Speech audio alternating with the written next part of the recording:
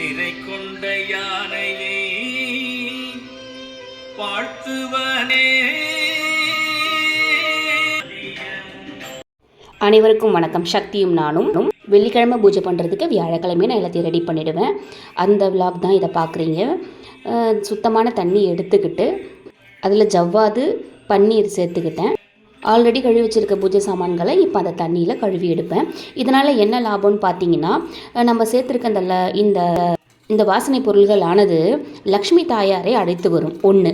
இன்னொன்று, இப்படி நம்ம பண்ணிட்டு பூஜை அறையில் வைக்கும்போது அந்த ஒரு வாரம் முழுக்க பூஜை அறையில் நறுமணமாக இருக்கும். நம்ம பூஜை அறையை திறக்கும் போதே அந்த நறுமணம் நம்மளை அப்படியே நம்மளை ஸ்பிரிச்சுவலாக ஃபீல் பண்ண வைக்கோங்க. அது நல்லா இருக்கும். அடுத்து மனையில் மஞ்சள் போட்டுக்கிட்டு நான் எப்பவுமே இப்படி தான் பண்ணுவேன். அதுலேயும் ஜவ்வாது கொஞ்சம் ரோஸ் வாட்டர் கொஞ்சம் கலந்து அந்த மஞ்சள் குங்குமம் தான் நான் பூஜை சாமான்களில் வைப்பேங்க. ஒவ்வொரு விளக்குக்கும் எத்தனை பொட்டு வைக்கணுமோ அதுக்கேற்ற மாதிரி நான் வச்சுப்பேன்.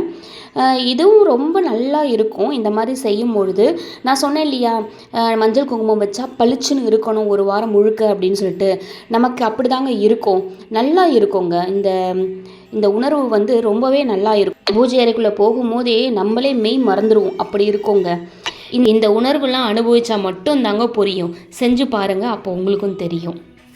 பித்தளை பாத்திரங்களை கூட சபீனா எலுமிச்சை பழம் இதை வச்சு தேய்ச்சாலே பளிச்சுன்னு ஆகிடுங்க. நம்ம அழுத்தி தேய்க்கணுன்ற அவசியம்லாம் கிடையாது. நான் அந்த மாதிரி தான் தேய்ச்சிருக்கேன். தேய்ச்சிட்டு என்ன பண்ணுவேன்னா, நான் காமிச்ச தண்ணி இருக்கு இல்லையா, அந்த தண்ணியில் ஒரு முறை கழுவி எடுத்துருவேங்க. எடுத்துகிட்டு இந்த மாதிரி தான் மஞ்சள் குங்குமம் வைப்பேன். இப்போ நான் ஒரு பிளேட் மாதிரி காமிச்சேன் இல்லையா, மஞ்சள் குங்குமம் வைக்கிற தட்டு, அது ரொம்ப நல்லதுங்க. அதில் எப்பயுமே மஞ்சள் குங்குமம் இருக்கும் இல்லையா, அதை நம்ம வைக்கும் போது நல்ல பலனை தரும். அப்புறம் இதை நான் உங்களுக்கு காமிக்கணும்னு நினச்சேன். அப்பன் முருகப்பெருமானை சந்தன கட்டையில் செஞ்ச மனையில் வைக்கிறதுங்கிறது ரொம்ப நல்லதாங்க. மனையாக வைக்க முடியல அப்படின்னாலும் இந்த மாதிரி ஒரு கட்டையை நம்ம மனை மாதிரி ரெடி பண்ணி வைக்கலாம். அது ரொம்ப நல்ல பலனை தரும்.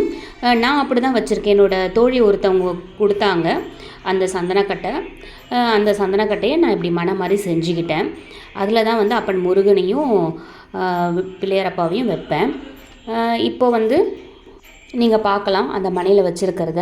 என்னடா அது வித்தியாசமாக இருக்கே, நீங்கள் பார்த்துருப்பீங்க விலாக்ஸில். இதுதான் அந்த காரணம். பூஜை பண்ண எல்லாம் தயாராகிடுச்சு. இனி பூஜை பண்ண வேண்டியதாங்க. அனைவருக்கும் நன்றி. ஓம் முருகா.